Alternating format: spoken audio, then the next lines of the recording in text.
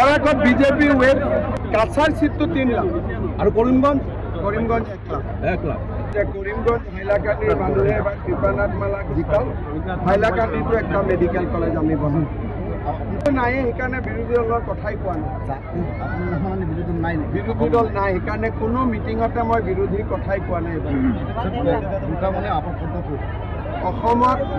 কোনো বিৰোধী দল আজিৰ দিনত নাই যি আছে মাৰ্জিনেল গতিকে তেওঁলোকৰ কথা কৈ ফ্ৰী পাব্লিচিটি দিয়াৰ কোনো কথা নাই আচ্ছা মমতাই কালি ক'লে যে আৰু হ'ব পাৰে বাংলাদেশ উপত্যকা চাই গ'ল আৰু টুৰিষ্ট আহিছে টুৰিষ্ট গ'ল আৰু কোনে কৈছে মমতা বেনাৰ্জীয়ে কৈছে মমতাক সুধিব লাগে মোক সুধি কি হ'ব কথাটো কেনেকুৱা ভাল হৈছে তেখেতৰ কথা মমতা বেনাৰ্জীয়ে কৈছে এইটো মমতা বেনাৰ্জীৰ কথা মমতা বেনাৰ্জীৰ কথাত মোক সুধি কি লাভ আছে মুখ্যমন্ত্ৰীটো কৈ আছে আকৌ এবাৰ মোদী চৰকাৰ হ'ব না মাটি দাঁতিটো এমপিহে দিব লাগিব অমিত শ্বাহ আহি আছে 21 তাৰিখে গধূলি ৰোড শ্ব' আচ্ছা আপচা উঠে কাছাৰত নাই অসমত অকল দুখন ডিষ্ট্ৰিক্টত আছে এইটো উঠি যাব ফাৰ্ষ্ট পেজত ইলেকশ্যনত কিমান জিকিব पाँचटा कासार में तृणमूल वाला 80,000 वोट मिलेगा कांग्रेस को 80,000 वोट मिलेगा बाकी सब बीजेपी किमान पाबो सर बीजेपी बाकी सारे बीजेपी मिलेगा 80,000 वोट तृणमूल मिलेगा 80,000 वोट कांग्रेस मिलेगा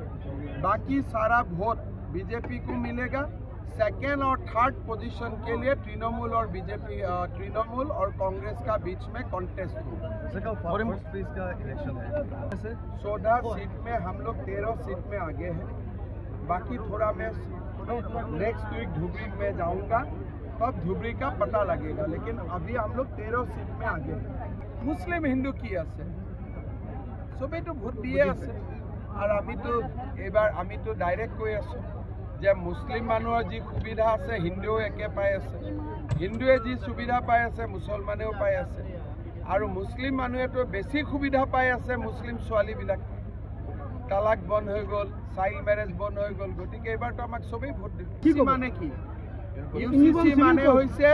যে একটা পুৰুষ একটাকে বিয়া কৰা এটা কি বেয়া কথা আছে এটো তো মানুহ ভালেই পায় এটো কোনো আপত্তি নাই কৰিমগঞ্জৰ মিটিঙতো 90% তো মুসলিম মানুহে হ্যান্ডশেক কৰিলে আৰু হাতটো কি হৈ গ'ল চাই লওক সংবিধানৰ সিগনেচাৰটো উঠাই দিব বিজেপিয়ে কৈছে সংবিধান বিৰোধীলে কৈছে কোনে ক'লে বিৰোধীলে কৈছে বিৰোধীটো ক'ত কৈ আছে ইণ্ডিয়া জুটো যিবিলাক পাৰ্টি আছে তেওঁ আপোনালোকে ইমান বিৰোধীক লৈ কিয় টেনশ্যন খাই আছে যি পাৰ্টি জিকিব তাৰ কথা কওক না যি পাৰ্টি হাৰিব তাৰ কথা কিয় কয় যদি ইভিএম ৰেকৰ্ড কৰিব ইভিএম যদি তেওঁ মেনিপুলেট কৰিব খোজে তেতিয়ালে তেওঁ জানিব যে দিল্লীত মোদীৰ চৰকাৰ আছে দিছপুৰত হিমন্তৰ চৰকাৰ আছে তেওঁৰ হাতটো ইলেক্ট্ৰিক শ্বক লাগি যাব স্যাৰ আপুনি 25 আহিব নে 2025 সব আহিব কংগ্ৰেছৰ ইলেকশ্যনৰ পিছত মানে কংগ্ৰেছ পুৰা ফিনিশ হৈ যাব নেকি অলৰেডি তো এতিয়া আইসিইউত গৈছে